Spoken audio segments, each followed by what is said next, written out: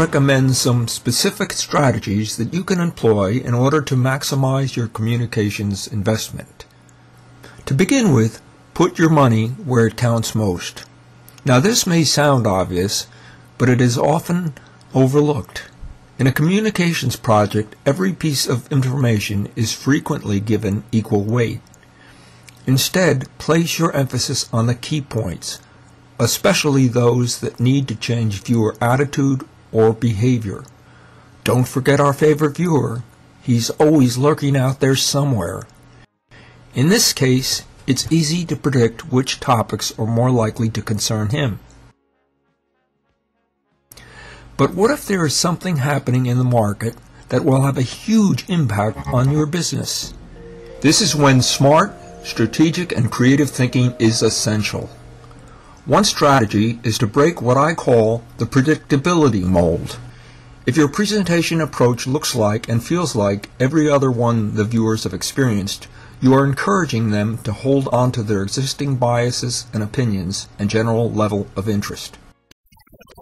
Incorporate elements of surprise and humor when appropriate. It can be a very powerful way to change a viewer's perspective on a topic. Whenever possible, use visuals in place of words. Numerous studies have shown that incorporating video elements dramatically increases audience engagement. Welcome to a place where the creative possibilities are limitless, where whatever we can imagine can be created. I've developed an innovative approach to video production that significantly reduces cost while expanding your creative options and delivering higher production value. Mr. Mowbray, what makes you such a great talking head? I'm charismatic, I'm dynamic, I know how to make a point, I never have to raise my voice, I just raise my hand. It's impressive. I know all the tricks. Cheap tricks? Cheap? Why, I've spent thousands and thousands on speech coaches. It's all in the body language. Interactive elements can be a very powerful means to audience engagement. I use the term interactive here in a broad sense. Concepts that use interactive technology as well as creative concepts in which the presenter interacts with the information and the audience in very innovative ways. This is a concept I call the interactive brochure, in which the viewer interacts directly with information in the brochure.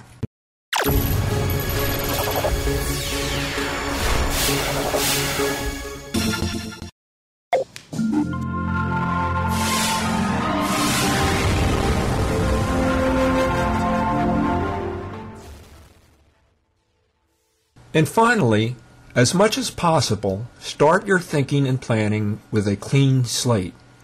This is probably the most challenging guideline to follow and calls for a disciplined and yet flexible approach in which the project is developed with a minimum of predetermined tactical assumptions.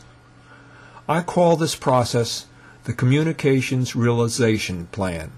Once again, allow strategy and content to be the driving forces and then incorporate the other details to best achieve your goals.